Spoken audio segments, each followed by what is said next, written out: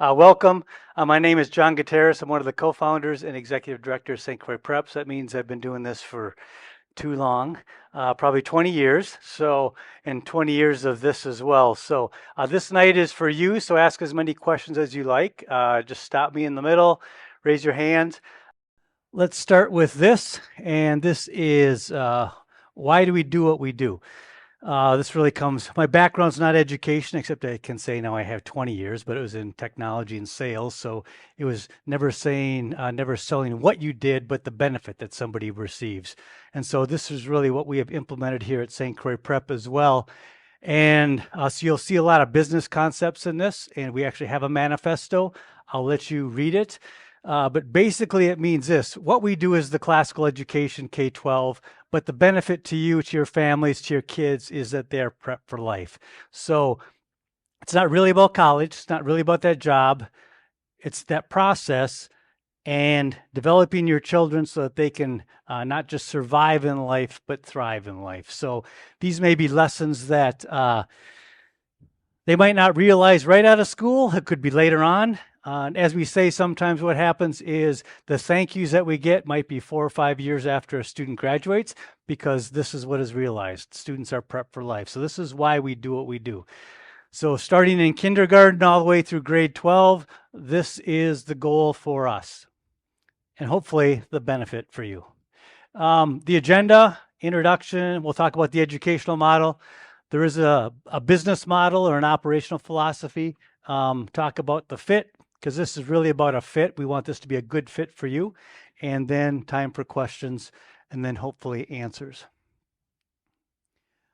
Opportunity for students. So the vision of this school when it started in 2004 is really to create an educational opportunity for you, for your kids, for your family, whatever those goals may be.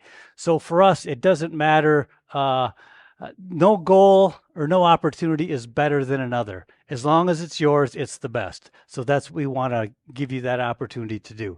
So, so from an educational or from once people graduate from St. Croix Prep, that means they can go to college. About 95% do.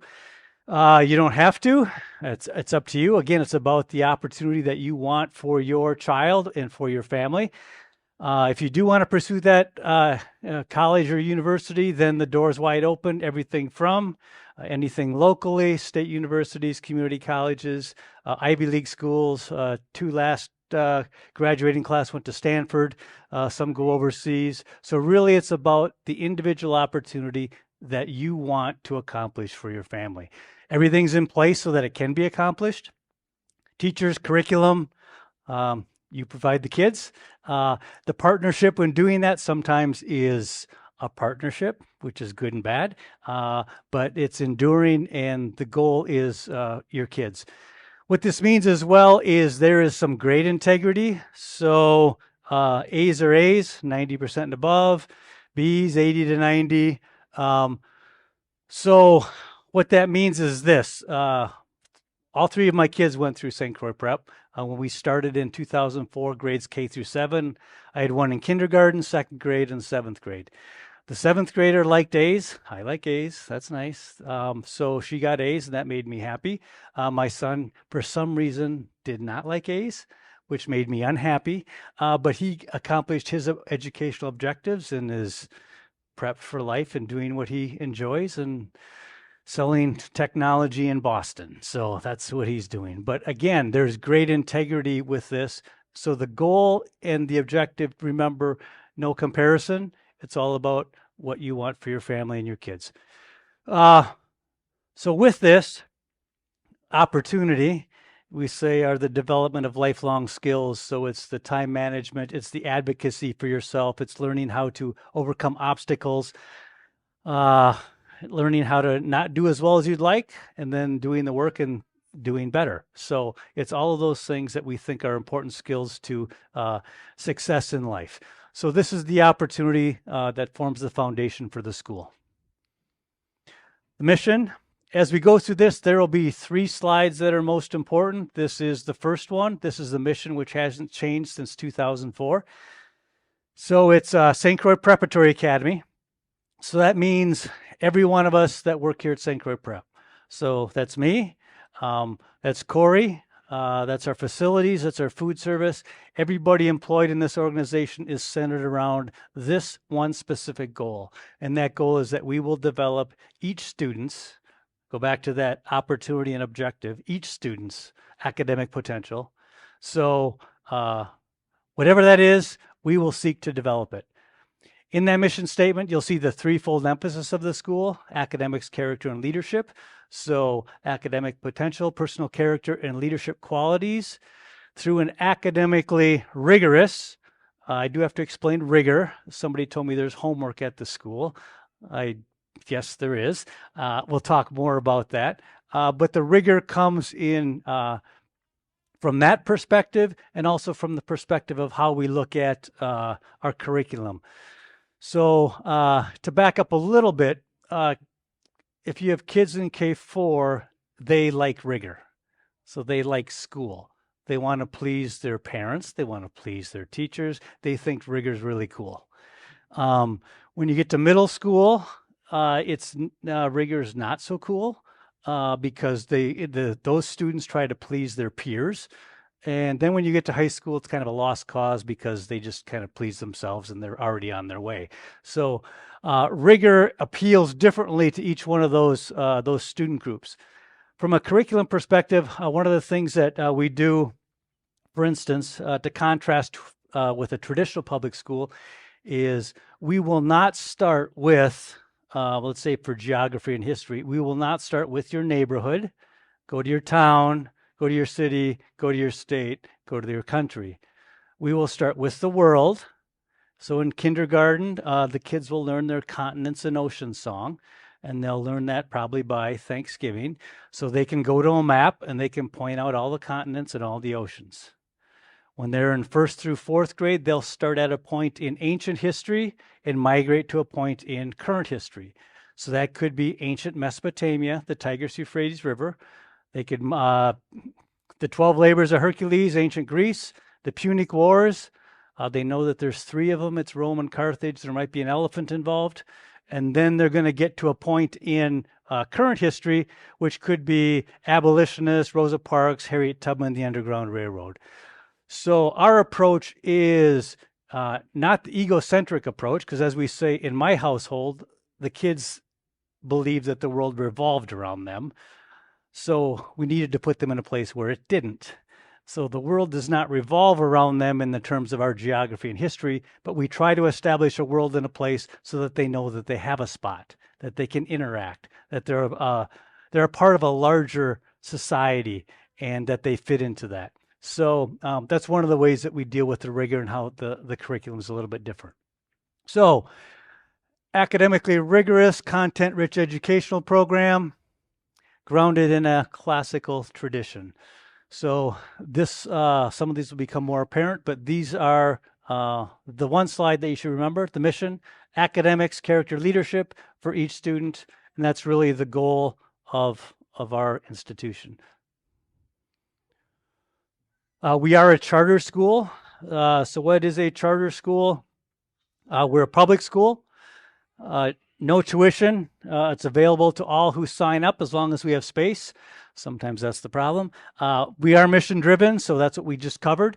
And we have a particular educational emphasis, which is the classical education. We're an independent school, so we have our own school board, our own school board elections. We make our own choices regarding curriculum, discipline, those types of things. Even though we reside within Stillwater School District, we don't have a reporting relationship with them. The only thing we rely upon them for is transportation. We get money from the state for transportation. We pass it to Stillwater. They give us the busing, and therefore we start at 9:30 and end at 4. So they get to determine our schedule. So that's our independence, so to speak. We are accountable for all the student achievement, licensure of teachers, all the compliance with the Minnesota Department of Education. So those things are really fun. But for us, it's important because we need to comply. We need to do well at all things. And so we do take those things seriously. We are funded a little bit differently, and just think of it this way. The only funding we don't receive is that related to the tax levy dollars on property taxes. So that stays with District 834. We don't get a share of that. So we're funded probably 80 cents on the dollar, I think is what we're funded at. Nonetheless, we budget, save money, have a fund balance for rainy days. So if we have it, we'll use it. If we don't have it, we aren't going to spend it. Charter schools first opened in Minnesota in 1991. I think it was Cities Academy. Since then, there's about almost 200 charter schools, almost 200,000 students served by them. We have an authorizer, and the authorizer is Friends of Education. Think of the authorizer as somebody that stands over your head with a stick, making sure that you do the right things. And so for us, that authorizer is Friends of Education. They are a foundation started by the late CEO and board chair of TCF, Bill Cooper. And so they've been our authorizer since 2004, a very much business-minded approach and focus on excellence. So we have to submit all of our academic results, board reports, budgets, all of those things to make sure that they can keep tabs on us. So we have a great relationship with them just because of our relationship for 20 years. We are one of the largest single site charters. So K-12, all on one campus, all in one building. Yeah, we say that's good. It's good for you and kind of troublesome for us at times. And what I mean by that is if we see something in 8th grade, a gap, or something that they should have learned in 4th grade, then the 8th grade teachers and people can walk down the hall, go to the 4th grade teachers and say, we need to fix these things. So that's good for the students. We don't have separate locations that we have to navigate. We're all right here in the same building, so it benefits the kids. This really is what we call the second implementation of charter schools. So when the charter schools started in 1991, really they started in more urban areas. So they attracted students that didn't do as well in traditional districts, and they needed a different spot where they could perhaps excel. Now what you'll see here is the phase 2 implementation of charter schools or the suburban areas, and it will have an emphasis like classical education, academic character leadership, could be technology, could be STEM, something like that. So those are the types of things that you'll see now in some of the charter schools. And we are one of the highest performing schools, good or bad. We call it window dressing, MCA tests. We have to take those every year. But based on the test results, we've been ranked Minnesota's #1 performing public school district in the state. And that's been for the past 7 years. So as we say, when we aren't #1, everybody's going to cry, but that's just the way it goes. But anyway, for us, that's more of a testimony on the partnership that we have with our families and the kids. So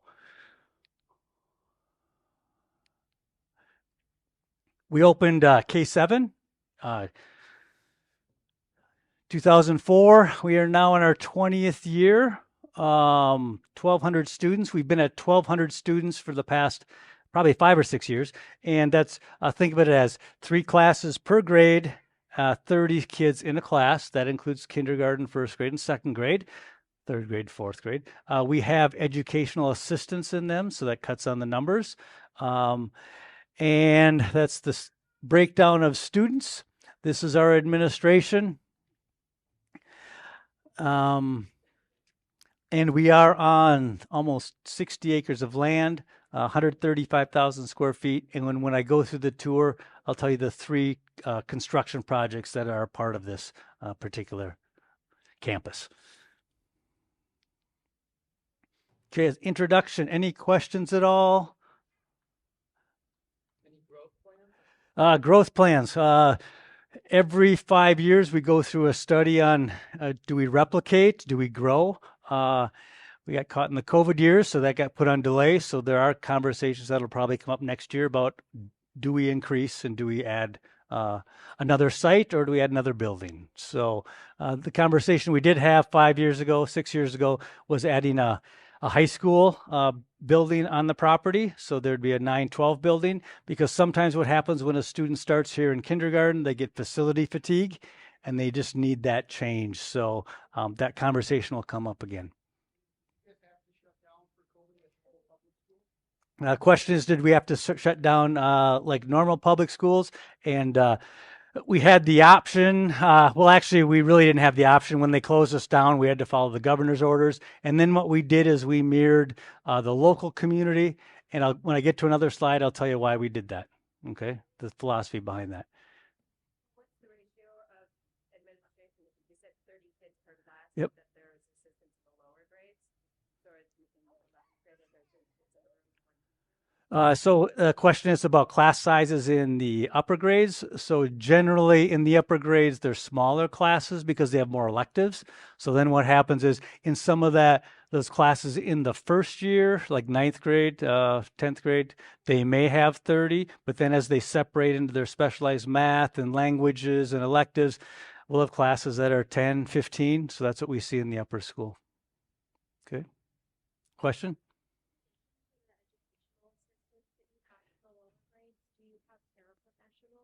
Yep. So the question is, do we have paraprofessionals as well as educational assistants? Yes, and we also have those as a part of the special education staff. So full special education staff, special education director, probably servicing everything from level 1, level 2, some level 3 students, and then English language learners as well, 504 plans. So yes, paraprofessionals are a part of that. Okay. Other question? Yes. Speaking of that regard, is there kind of a one-on-one approaches with the students, or they all kind of a group? In the special education? Yeah, so in the special education, we prefer to have a push-in model so that they're with the regular class and then bring in the paraprofessionals or the educational assistants to assist them in that programming. So on cases where we do need one-on-ones, we do have them. Okay. Yeah, okay. Okay. You've seen this, educational philosophy, college prep. I'll just leave it at that for now. So when we talk about college prep, these are old statistics, but if I put up current statistics, they'd be worse. But when we do this, we're just very cognizant that some of the things that we are battling are more societal. And so as we roll out our program, we're aware of that. We know the challenges of it, but we maintain our stance and our mission and try to have those high standards. So these are some of the things. So if you look at how we rank throughout the world on your reading, science, and math, we don't do real well. If you were to grade the U.S. on a curve, maybe not on a curve, we'd get Fs. I mean, we fail. So we do not want to be part of those statistics. This is from a long time ago, 45 hours of technology for kids. That's probably true. So I'm not sure if it's worse for boys or girls now. But anyway, that's probably what they do spend a week on technology, whether it's the texting, Instagram, Snapchat, the video games, YouTube, Chat GPT, all of those things. So we are aware of that. So generally, this helps us answer an objection, which says, Mr. Gutierrez, you have too much homework. No, you don't. You spend too much time on your phone. So if you were to maybe just study based on your opportunity and your objectives, if you were to study 2 hours a night, then you'd have 10 hours less of technology, only 35 hours a week. So that's how we take a look at that.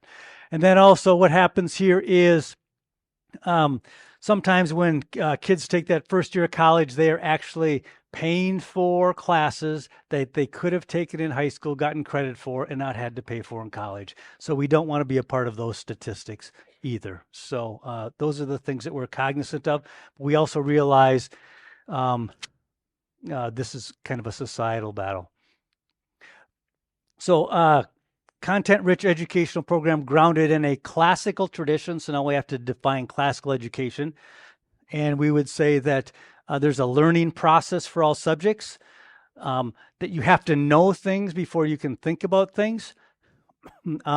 We do emphasize truth, beauty, and goodness. We'd say the truth from the character perspective, the beauty, licensed instruction in art and music beginning in kindergarten. We do read classical literature, so everything in the middle school from perhaps, yeah, I think they pushed that to ninth grade. But for instance, in our intro to ninth grade English literature, it will be, or we call it ancient literature. You'll get the Gilgamesh epic, you'll get the Odyssey, you'll get Beowulf, you get Dante's Inferno, and so we'll teach good literature, classical literature. Sometimes we won't because it's just not appropriate. It's too hard. But we pick and choose. But there is classical literature in our curriculum.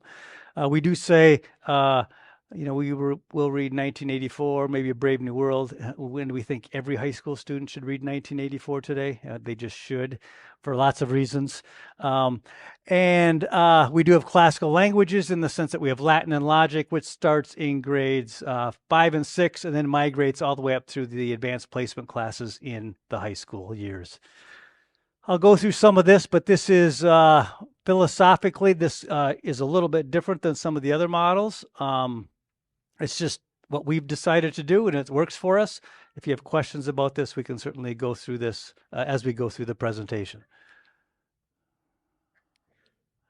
For us, this is classical education. So remember, we talked about truth, beauty, goodness, classical languages, classical literature. So for us, when we say classical tradition, this is the second slide that I want you to remember.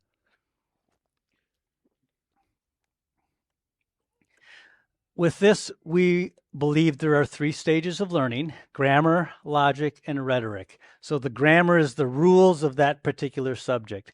So now go back to the example I gave early on about the history and geography.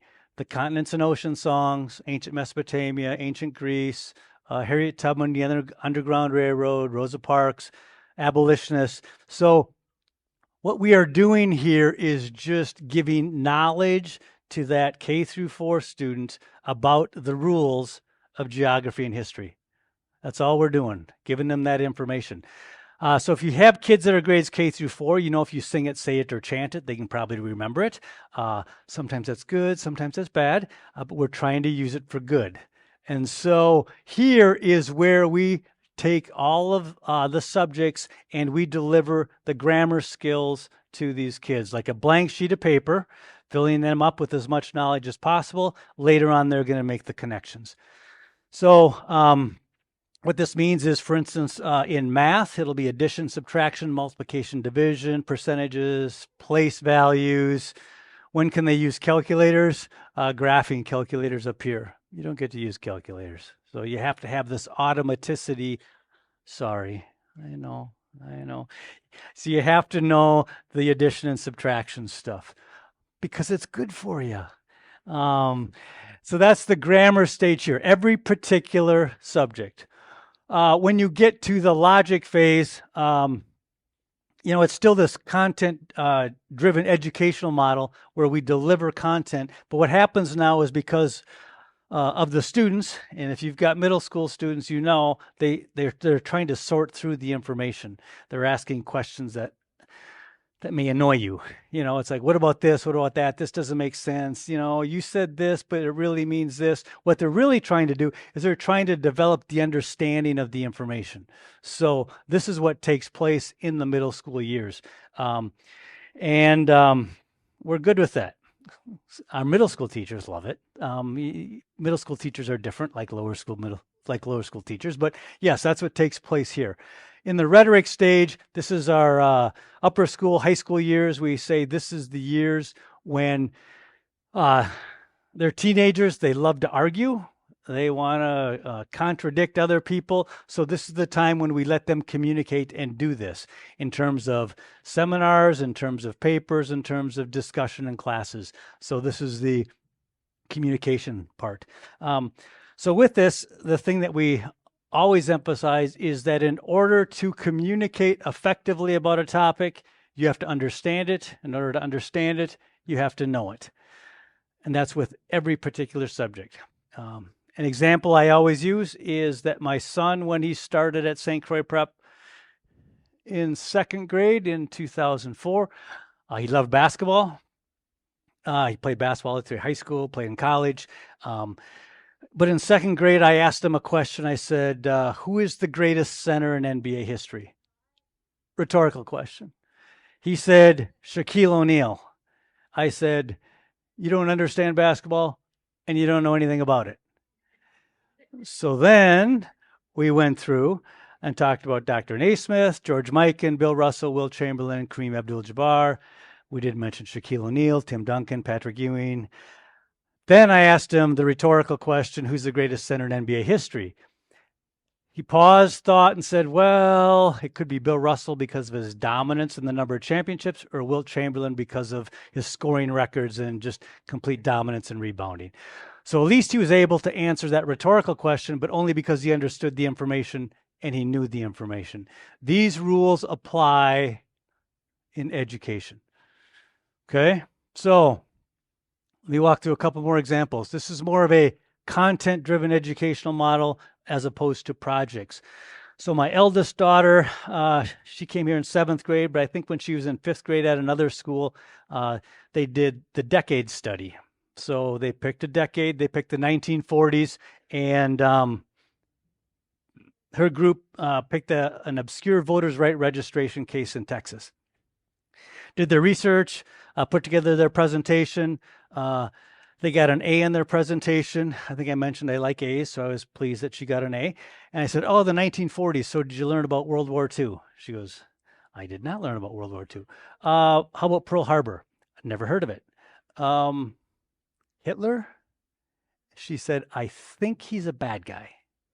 Okay, so the lesson there was she got to direct her learning, and therefore, from our perspective, she missed out on significant content that we thought was important for her to know so she can interact with society. So we will deliver the content. We may do projects, but they may not often be as self-directed as they are in other schools. So it's going to be more of a content-driven educational model versus projects. Technology. My background is technology. So prior to starting the school in 2004,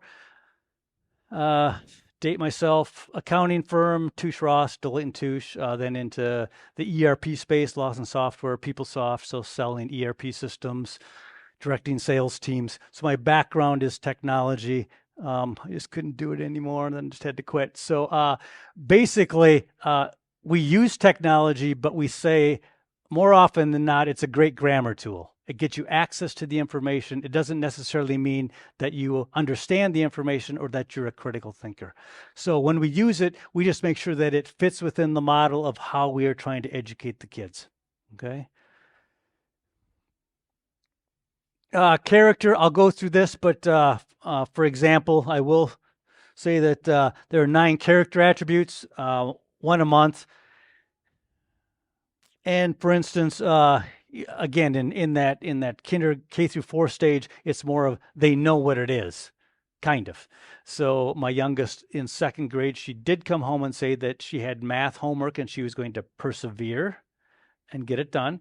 That meant like 15 minutes. So when she was in high school and in college, perseverance meant something completely different. But it was the introduction there of knowing. Middle school, we just say it's a whole exercise in character development. It really is. We do have service hours here for graduation. We'll talk more about that as we get into the character attributes. Holidays. This really is goes back to 2004, the first part of October. Remember, I don't have an education background. So the teachers came to me and they said, what are we going to do for Halloween? I'm going, oh, cool. This is great. We're going to dress up. We're going to celebrate. We're going to have candy. It's like, well, I don't know if we can do that. It didn't make any sense to me. But really what we do for holidays, Halloween as an example, is we will bring kids through the grammar, logic, and rhetoric of that particular holiday. So if you're in kindergarten, you will K1 through 4, you'll learn that it was an ancient Celtic tradition, 2500 BC, 3000 BC. If you're here, you'll learn that there were some sacrifices involved, maybe human sacrifices. We won't tell that to the first grader because then they'll tell you, you'll call me, and I'll feel uncomfortable. So, because it has happened. And then it's the English traditions. The Catholic Church gets involved, and then there's the traditions of the United States and how we celebrate and acknowledge that. We let kids dress up, no blood, no guns, no violence. If you are in grades 5 through 12, you can dress up as well. You just have to write a page paper on who you're going to be and why. So then it's Halloween, and who comes in? We have Amelia Earhart, Albert Einstein, Jackie Robinson, Rosa Parks, Paul Bunyan, and then we have a rat. Okay, Aurora, you're a rat. Mr. Gutierrez, I'm a rat from the Black Plague. Okay, she wins. So for us, there's knowledge out there. We aren't afraid of it. We want people to learn about it. And so those are some of the things that we do from a holiday perspective. Classical education for us really is that communication, understanding, and knowledge. These really aren't strict lines of demarcation. So what I'm saying is if you have a child that's grades K through 4, they can actually understand some information and they can start to learn to communicate about this information. So we have seminars starting in first grade all the way through 12th grade, every subject, and it could be, look at this piece of art, kids, what do you see? Or let's talk about a fable. And they start asking questions and they start communicating. So we start this thinking process early and carry it through the grade 12. See, now you know why this is slide number 2. Okay, I'll get to these two later. Religion. I do believe it's 5th grade. It could be 4th grade. No, I think it's 5th grade. 1500s in Europe is one of the topics in history. So if we talk about the 1500s in Europe, we talk about the Reformation. So Catholics, Protestants, we don't say one is better, one is worse. We don't say one is right, one is wrong. We describe what takes place. We don't prescribe beliefs. You have to describe what takes place so that people understand what follows after. So when we take this approach, when we cover world religions briefly in K through 4, it's description, not prescription. Sex ed, minimally, I'll just say we leave most of the conversations to families. We will do some of the health instruction, body systems, brush your teeth, deodorant, reproductive systems, there, and we leave it at that. So if there's conversations related to family choices, we direct those to you. Classroom style, and I just say this, classroom style is, okay, St. Croix Preparatory Academy, classical education, you have uniforms. I bet it's really a blast. And I can only imagine the classroom. It's a lot of fun because we engage teachers, let them use their profession and their expertise. As long as they accomplish this, we don't care what the classroom looks like. So you're going to see some of them are lined up in rows. And if they're lined up in rows, sometimes you'll come in and they'll be gathered together on the floor. Sometimes you'll see them very active. Sometimes you'll see them quiet. It just doesn't matter. So as long as these things are taking place. Now let's get to these two things here. Creativity and domain expertise.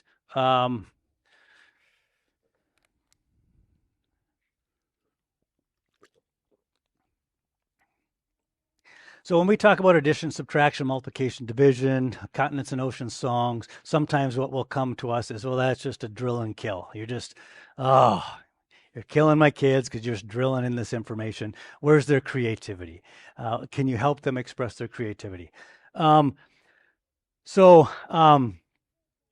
would say that creativity is only accomplished generally at the end of this stage here, or the most creativity is done here. So for instance, when my kids, they all pick their area that they want to do. So whether it's my son, basketball, my firstborn, ballet, danced across the country, and then the third violinist, scholarship to go to college. So they had to learn the grammar. They had to learn how to dribble, how to pass, where to be. They had to learn how to do the plies and fouettas and all of those things. And then only after that were they able to express their true creativity because they had the arsenal of all the things which was to express themselves. So that's what we'd say in the creativity. Domain expertise. The only thing this really means is, because I've used my kids. They're all in counseling because of this, by the way. So my son probably can speak rhetorically about basketball, but he can't speak rhetorically about ballet or architecture or art or biology. So the only way you have and only the way you develop expertise is to go through this process. The grammar, logic, rhetoric of whatever discipline you're in, that's how you become an expert in that. And those skills aren't transferable. Realize this, and that means that everybody in this room is an expert in something that I am not an expert in, that I have no way of knowing anything about what you do or what you think or how you know things. And to me, that's humbling. But to me, that speaks to this. That speaks to this. So that's how, that's what we believe about this. Any questions about the trivium? Make sense? Question. Yes. So the question is, do they have art class? So they have art and music beginning in kindergarten. So then when we get to fifth grade, the same thing. In fifth grade, we ask them to choose choir, band, or orchestra. That's required all the way through eighth grade. And then because of the skills they develop and because they like it, then they continue on here. So yes. Okay. Music and art. Yep, start in kindergarten. Drawing and painting and ceramics and those. No. Okay. Yep. Yes, question. Yep. Yep. Question is, how do we transition students in? Okay, so when I talk about like the Punic Wars, so that means they've learned that in third grade, and the only thing a third grader will probably remember is that there's three of them. It's Rome and Carthage, and there's Hannibal in there. That's about all they're going to remember. So when they get to the Punic Wars again here, they don't have much catch up to do. The big thing that we do is we do some testing and placement in reading and in math. So that's what we do for every student that comes in. So when they come in here, they're in sixth grade.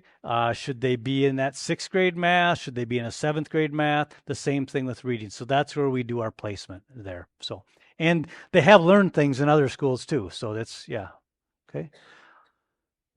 Okay. Is this helpful? Good question.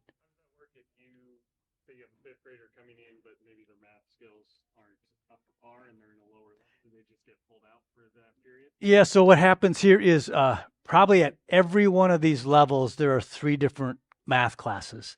So so that student would stay with their peers, but it'd just be a different math class. And generally what happens in these is at a 5th grade math class or 5th grade math time, everybody stands up and goes to their appropriate math class.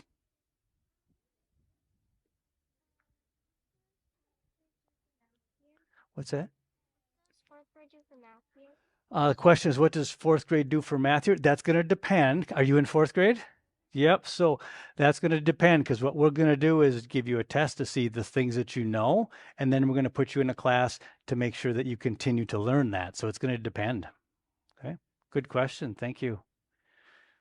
Okay, this is the second slide to remember, classical education. Let's see, content-rich educational program grounded in a classical tradition. For us, that's the trivium, okay? We've seen this before. This is just applied to reading. So again, you see the knowledge, understanding, communicating. So here, students in grades K through 4, we are teaching them how to read. So a phonics program, Riggs is the program. So all the things related to letters and writing and sounds and phonemes. So they're learning how to read. And then we make this transition into 5th grade, and that's when they're reading to learn. So this is, did I say it was the Dark Ages? So now we hold up a book and it's okay. What kind of book is this? It starts off with Once Upon a Time. That's a clue. Okay. Who are the characters? What are the characters doing? Are they fighting? Are there any themes? Do we see any patterns? So this is where we're trying to help them to understand the plot and the argument of a particular book. When we get here, we call it more of syntopical reading. It's understanding the book, its relationships, and can we relate it to anything else that we've read or seen. A couple of challenges here, academic appropriateness, developmental appropriateness. What this means is your kids are smart, so they can read at this level. They're still a 4th grader, so developmentally they're here. So I don't want to introduce them to things that you will then call me about. Because again, that has happened and that's uncomfortable. Here, we do have opt-out clauses, but I think they're rarely used now. We read good literature, but then again, if people want to opt out, they certainly have the right to do that. Let me just give an example of some of the things we try to do. For example, we do this more of the hero's journey in grade 9. Others have done it differently in the past, but think of it this way. From this particular example, we have somebody that has taught literature in the terms of the 4 seasons of life: romance, tragedy, satire and irony, and comedy. So if it's romance, romance has characteristics. Think of Disney movies, think of Harry Potter movies, think of good versus evil, somebody wins, and they always have these characteristics. The characteristics are on the left-hand side. They have heroes, they have nemesis, they have a symbol of power, there's a triumphant return, all of these things. So pick your, date myself. How many of you have seen The Wizard of Oz? Please, yes, thank you. Ah, oh, I feel so much better. The Lion King, the Bible. I'm not that the Bible is a romance. I'm just giving you the characteristics. So what happens is you can see Harry Potter. The nemesis is Voldemort. He's born in obscurity. He has a mentor. He has sidekicks. Symbol of power. We always say a symbolic death. You know, how many times does Harry Potter almost die in a movie? Right? Okay.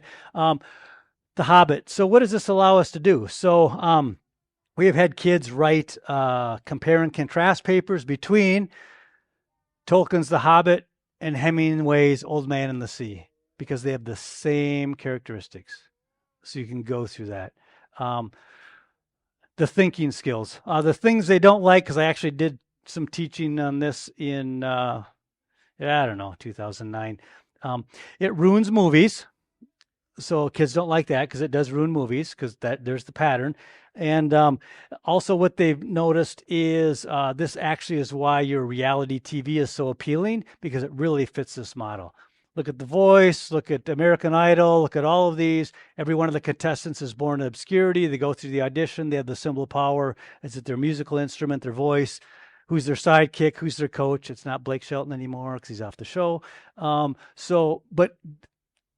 all of a sudden somebody wins and they have their triumphant return in their contract. So this is why this is appealing, reality TV. The nemesis was usually Simon on American Idol, by the way. So, okay.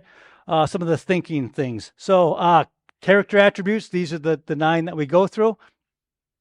And again, it follows the pattern that we talked about before of could be monthly instruction. We do, for the small kids, we will do projects on that, but we're trying to reinforce this.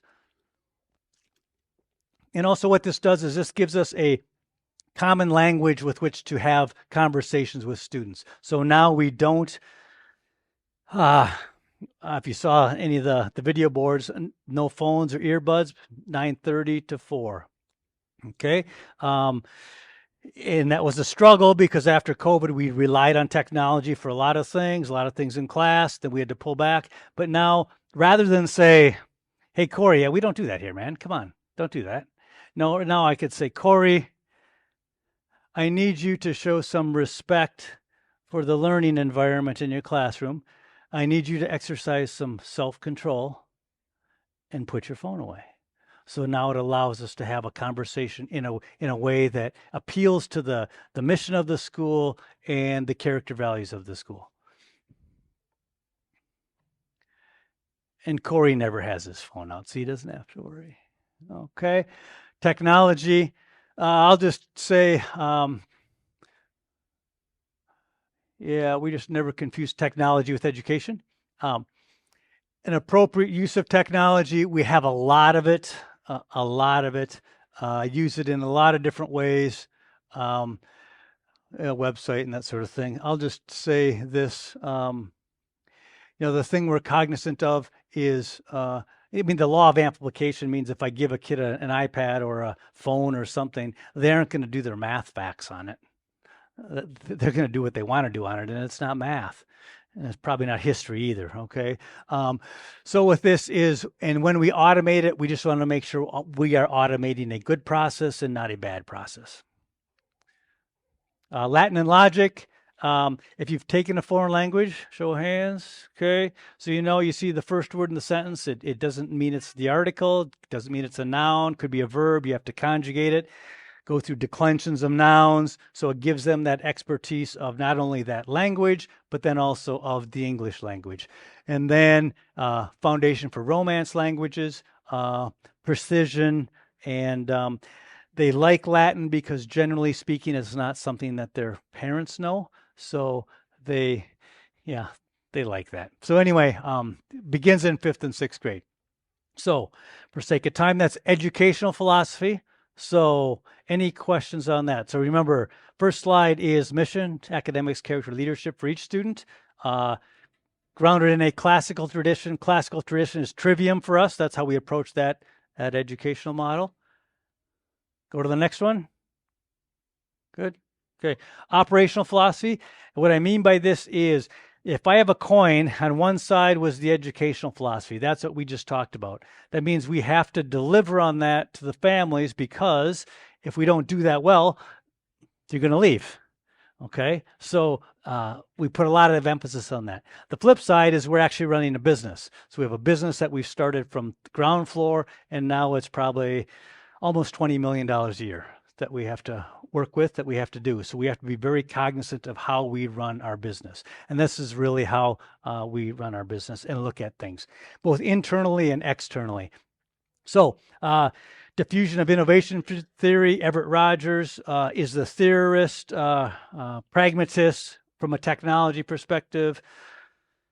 Jeffrey Moore, crossing the chasm inside the tornado, maybe even Outliers, Blink from Malcolm Gladwell. Oh, the lean startup, they're all here. But this gives us a picture of how we look at our model. How many of you have seen an adoption curve? Okay. We use it. We've used it for 20 years. So an adoption curve really, this curve here really shows how people and how products are adopted by a marketplace. So those that are on this side of the curve, enthusiasts and visionaries or innovators, early adopters, these are the people that are very comfortable with assuming risk.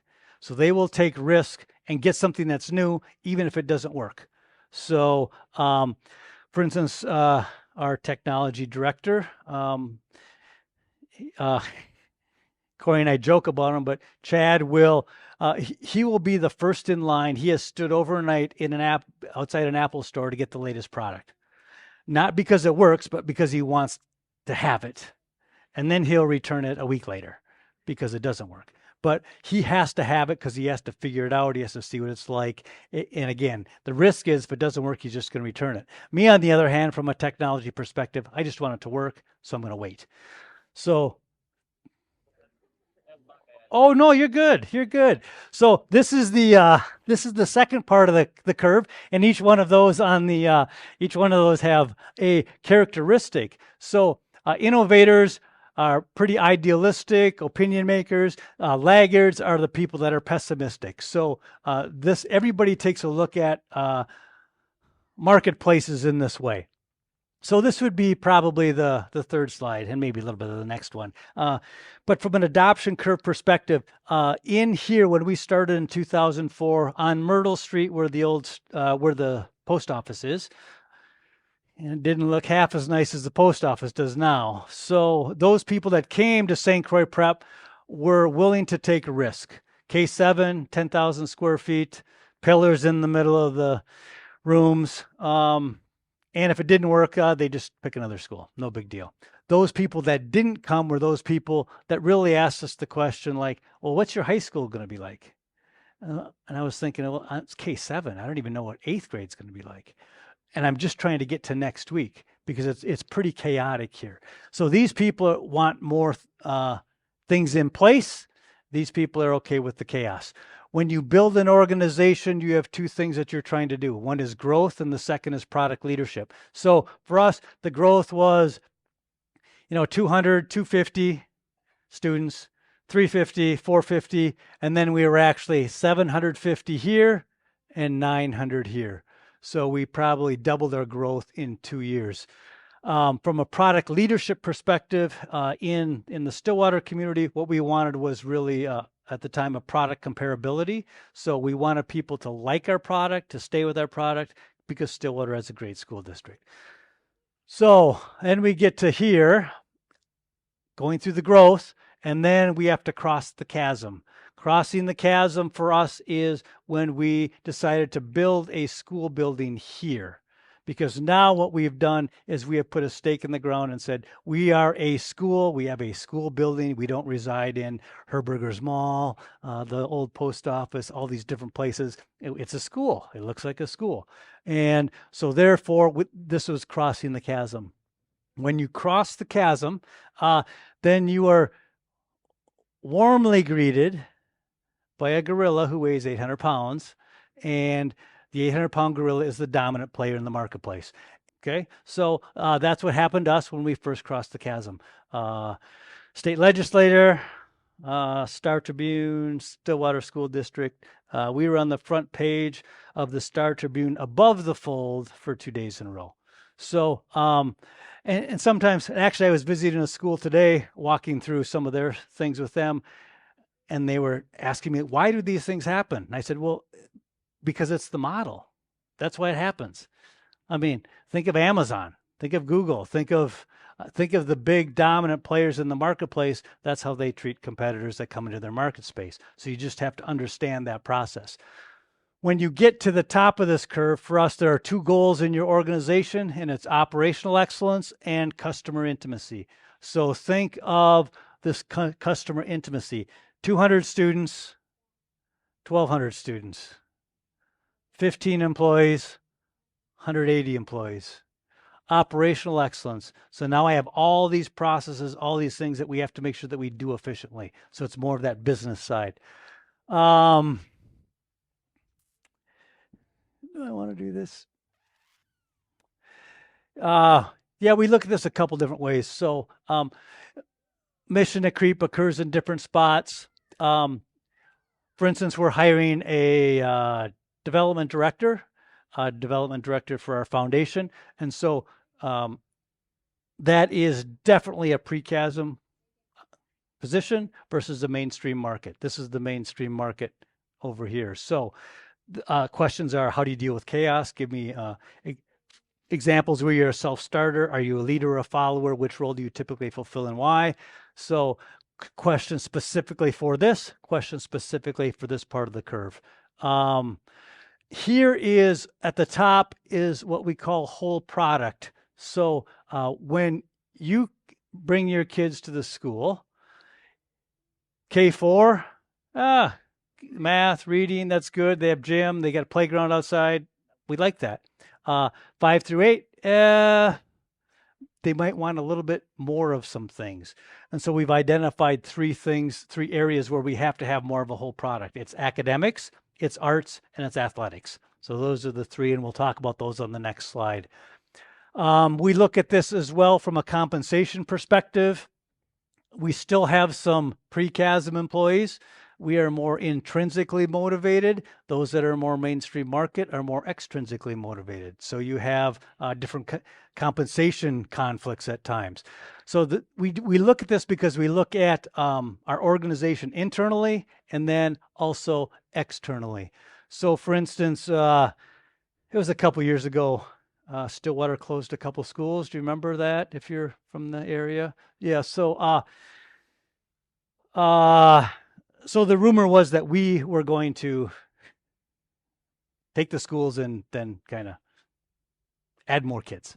What happens here is when that's District 834 is the 800-pound gorilla. Now that we have been over the chasm for a number of years, we're a chimpanzee. Okay. So people said, what are you going to do? I go, well, let's look at the model. The chimpanzee does not want to take the 800-pound gorilla's bananas. We're good. We're happy. We're satisfied. So we call them up and say, we aren't going to open it. We don't want your school. We're fine. We're happy. A notice of non-compete, basically, is what we did. And things were fine. When we get to the question on the COVID question. So when we were here, then it was more of a community, more of all the chimpanzees and the gorilla aligning together so that they protected themselves from liability and enrollment and those sorts of things. If we would have been here, our decision probably would have been different, because then we could have attracted enrollment. So some of these decisions relate to how you protect your institution, how do you avoid the least amount of conflict, how do you weather storms. So that's how we look at this. For sake of time, okay. Now think of the adoption curve. Would you come to this beautiful school? Okay, so probably not, okay? But that's what it was 2004, 2007. This is 2008, 2009. This is the old Herbergers on 36. We actually had I think 30,000 square feet. We were there just for a year before we moved into this facility. Dave Dahl came in to do a weather presentation to, I think, a 4th grade class. And Dave asked the 4th grade class, hey, can you turn off the lights? And they said, no, we only have one light switch for our whole building. Okay. Because it was just, let's get in, move on. Okay. But so that was that space. And this is right across in the back from across from the JX and the Lowell Inn. This is the back view. It used to be the old Conley Shoe Factory. So that's where we were as well. And this is where we're at now. Okay. I remember I talked about whole product from an academic perspective. So we do have a college counselor, goes through the college navigation process, beginning with the students when they're in 9th grade. When we have college visits, the students have to attend at least 2 of those a year, beginning their first year, so they understand the rigors of transcript, questions that are asked in those types of things, and what's presented in the college interviews. They want educational travel, so we do go to DC, 8th graders, alternate. Actually, I think we're going every year now, but I think we've gone 7 times to Italy. Last year we went to Greece. Do a scuba diving trip to the Cayman Islands, and a service project to Guatemala. Okay, so all the clubs, and then we do some fundraising related to the academics. So a whole product for the academics, whole product for athletics, because what happens here is it's more than just the classes. So we have to provide opportunities for students to compete. So about 15 Minnesota State High School League activities. Those have been running since probably 2007, 2008. We do have graduates that have competed in Division I, Division II, Division III athletic programs. So they have that opportunity as well. Arts, the same thing with the arts. Debate, we have national winners in debate and speech. This is the Performing Arts Center, which relates to the arts and the music and the concerts. And we do have a fundraiser for that, which comes up, I think, end of February. Okay. Yeah, I'll do this. I'll do it this time, Corey. Okay. How many of you have seen a hype curve? Yeah, if you've seen an adoption curve, then you've probably seen a hype curve. So this is how we take a look at trends in education. Generally, we ignore them. but there's a reason we ignore them. And I'll use this example of when one-to-one, when everybody said you should put an iPad in everybody's hands. So originally, so now what you have is you have a trigger, a technology trigger, or something that triggers this action, and a low-cost instrument in everybody's hands as student. So then everybody says, I have these peak of inflated expectations. So everybody says, oh, great. Now I have one spot. I can integrate schedules, parent feedback, grading, student questions, all on this iPad. It's all integrated and synchronous. Those two words usually mean that it doesn't work, but that's how it's positioned. So we have this peak of inflated expectations. What happens, ask Los Angeles School District or St. Paul School District, you have the trough of disillusionment. You lose $1 billion a year, scores don't go up, and you've got technology issues. So that's what happens. So where's the place of one-to-one devices in school? Well, everybody with COVID was forced into this process. So now when you have to do distance learning, you have to put devices in kids' hands. Now you have more of a slope of enlightenment, and you have a plateau of productivity where you actually can use it in a more efficient way. So, so that's how we take a look at this. So when we see trends, we generally wait for them to fall out unless we're forced into them. So everything from technology sorts of things to curriculum sorts of things and philosophical ideas. Okay, operations, we do have uniforms. A pretty casual approach to the uniforms. You'll see different shirts, tops, skirts, pants. The idea is for two reasons. It's for to build community and also to remove peer pressure.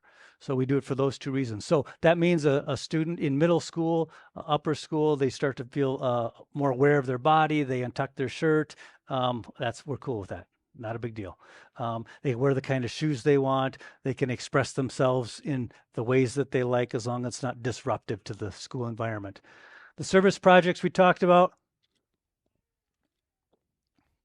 Still remember the first service project, 2004, fourth graders bought a water buffalo to be delivered to a third world village. They were disappointed because they thought they would get to see the water buffalo in their classroom. The best we could do is a picture.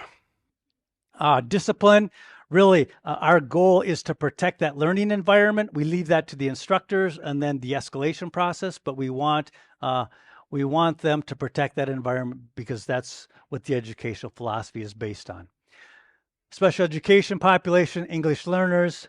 We do have a before and after school program put on by the YMCA. They have it here at our school, so they get to use all of our facilities. Our school day and weekly communication. I'm trying. Yeah.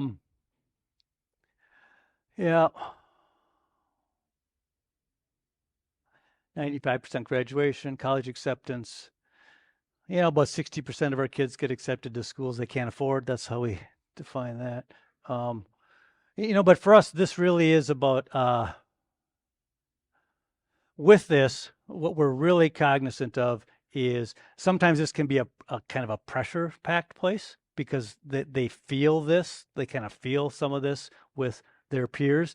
And so we take special effort to try and unwind that and unpack it. It's not about somebody else. It's not about them. It's about you. If you want to go to this place and do this, that's what matters. Not somebody else. It's your choice. Is it a good fit? Okay, so is it a good fit? So support of the mission, academics, character, leadership. Does that matter? Do you like the educational philosophy of how we approach with the trivium? Operational philosophy, adoption curve. You might not see it as much now, but in the early days you would. If we need to make a change, we will make it fast if it's good for kids, because that's what we have to do. Homework. Now let me just talk a little bit about this because this gets back to what we said earlier. We start homework in first grade through fourth grade. In some ways, that might be the most important because this is about reading and math. Reading and math, reading and math. We have to teach you how to read. We have to give you the fundamentals of math. You still will have homework in grades 5 through 8. And again, K through 4 students, they like to do the homework, they like to do school. Grades 5 through 8, they don't like to do the homework because their buddies don't like to do the homework. Okay? But if your goals are different, you don't always have to do all the homework. Okay? That's what you have to remember. But that doesn't mean you're going to get the A's. You might get the B's or the C's. But if the B's or C's allow you to accomplish your objectives, that's perfect. That is perfect. Just harder for mom and dad to kind of do that. Okay. So again, like I said, we have students that have the highly selective schools. So the Stanford, Yale, or any of those, Notre Dame, Davidson. So then they have to have all A's and ACTs of 32 and above, or if it's the Yale or Stanford, 35 and above, and all of those things.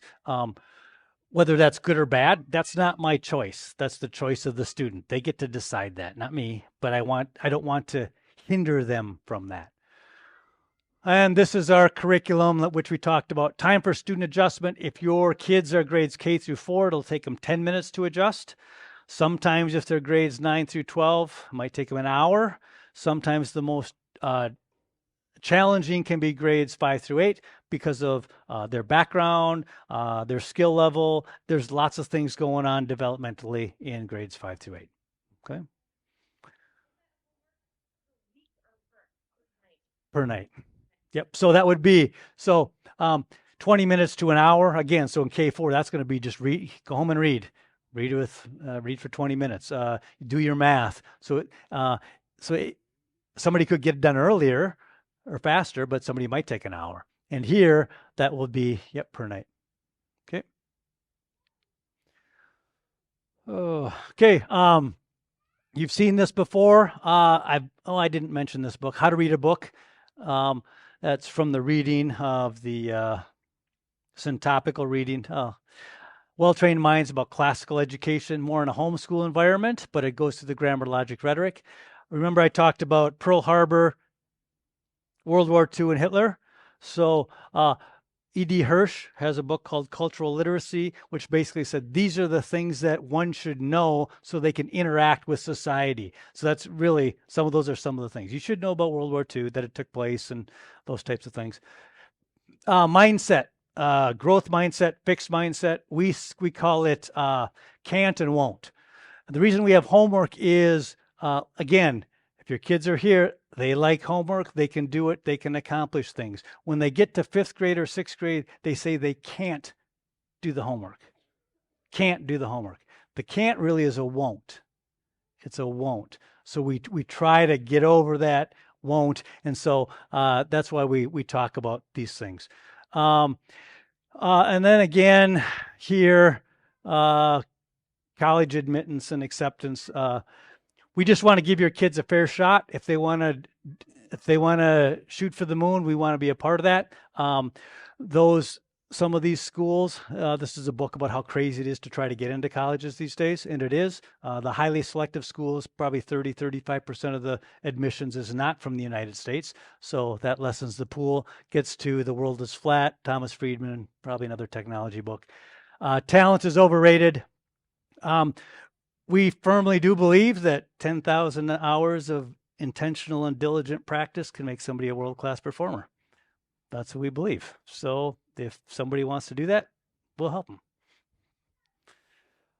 Common misunderstandings, and then I'm about done. Common misunderstandings are we make kids smart. We do not make kids smart. It's a partnership, three-legged stool, school, parents, kids. We have too much homework? No, we don't think that we do.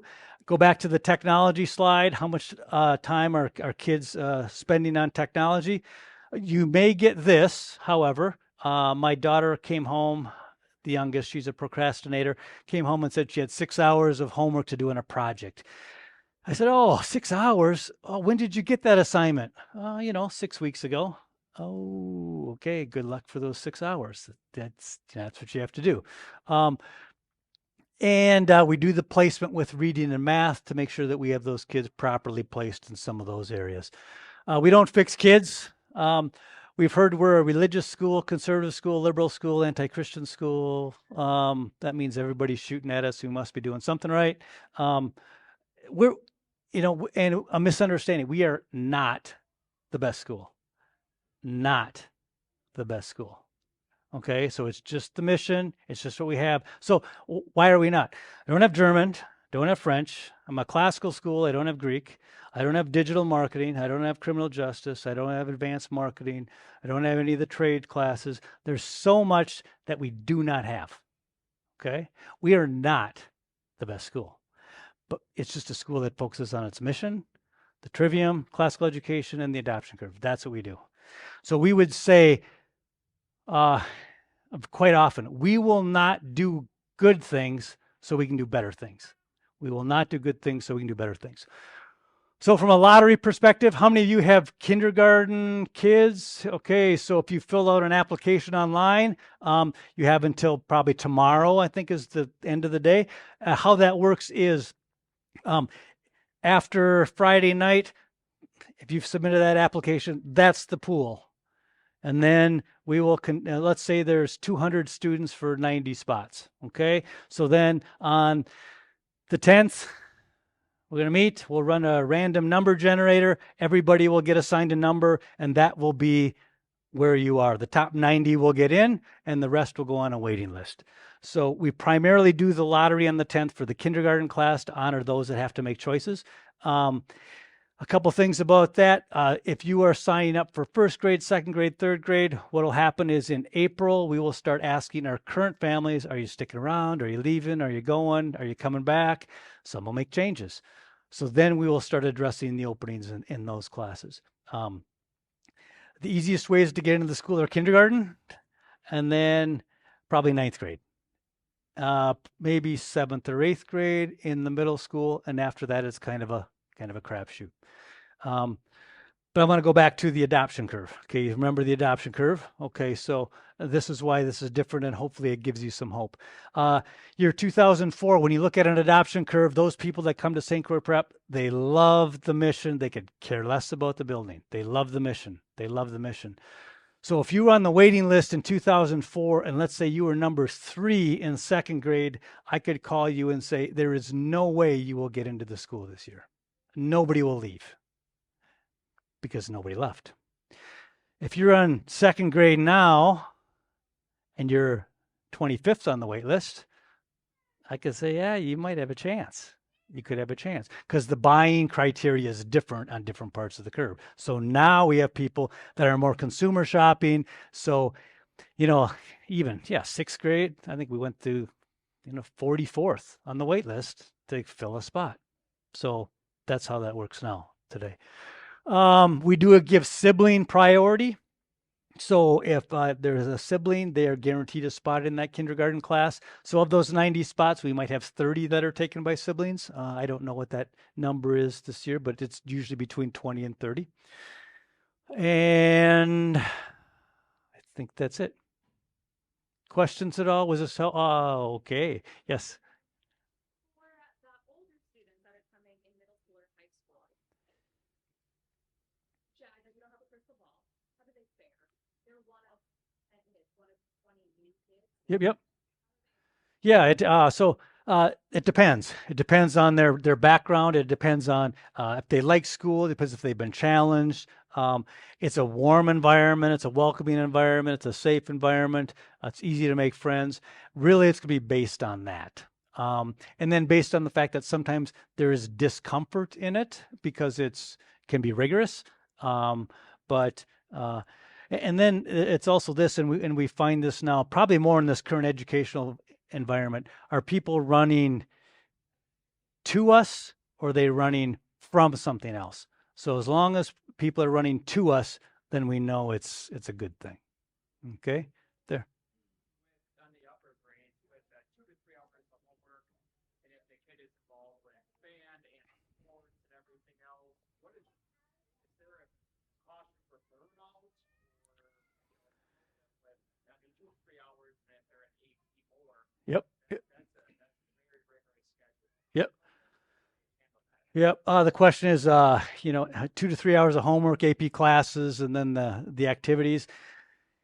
Yeah, it is, but they do it, and they make those choices to do it. So, and I think that's one of the things we try to watch really carefully is just to make sure that they don't go through the burnout, that we're sensitive. So, one thing I can say about the school is because of its size is we don't lose kids, so we know kids, and so when you see them in the hallway, we can say, ah. Are you okay? Do we need to give you a break? Do we need to give you an extension? How can we help out? Let's relax.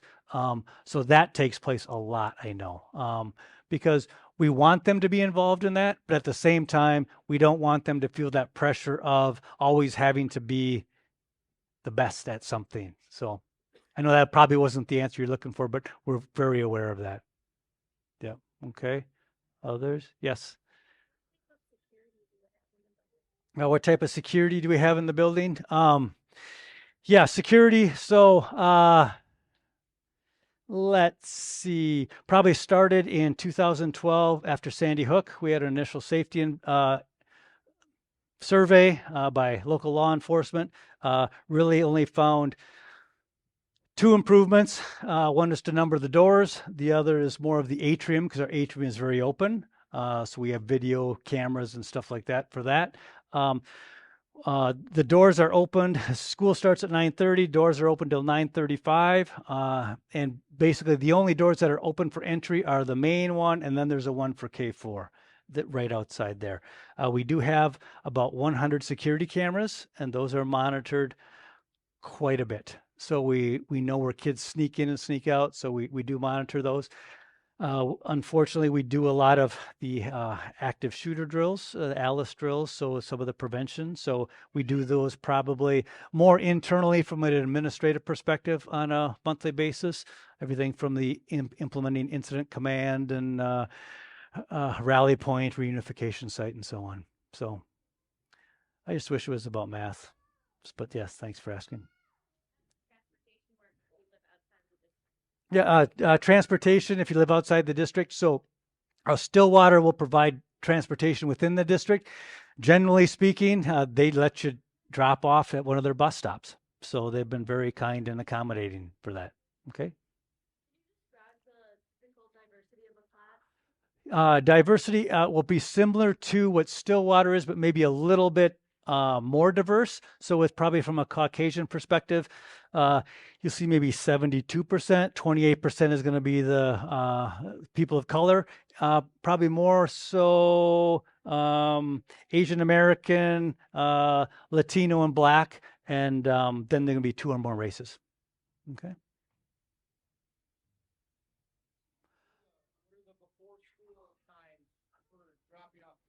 Yeah, before school times, I believe are 6:30 in the morning, and then up until 6 at night. So drop off. Yep. So we'll do that. Okay. Do you have one there? Okay, let's go. What's that? Yes, you do. You do have field trips. So you'll go to like a nature center. You might go to the zoo. You might go to the play. So yes, in fact, I'm glad you asked that because is there a place you like to go to? Plays? Yeah, because we do go to the plays. So reinitiated that after the COVID, which was fun to get kids out of the building. So yes. I'm going to one more, and then I'm going to take questions up here. Then I'll let you go, but I will meet you out by Snoopy so I can give you a tour. And so I'll be out there in about 5 minutes. Okay? One. I didn't hear. I think you said that you guys provide lunch for the kids here? Oh, yes, a lunch program. We do have a full lunch program. Full kitchen, full service kitchen. So we cook all of our meals. And so we have that local food. So farm to table. So support the local farmers in the area. So yes, we do. Okay. Thank you so much for being here. I'll be up here for a couple of minutes and I'll meet you out by Snoopy. I hope it was beneficial. Thanks for being here. Yep. Thanks. Just a quick sidebar. Oh, yeah. I actually have a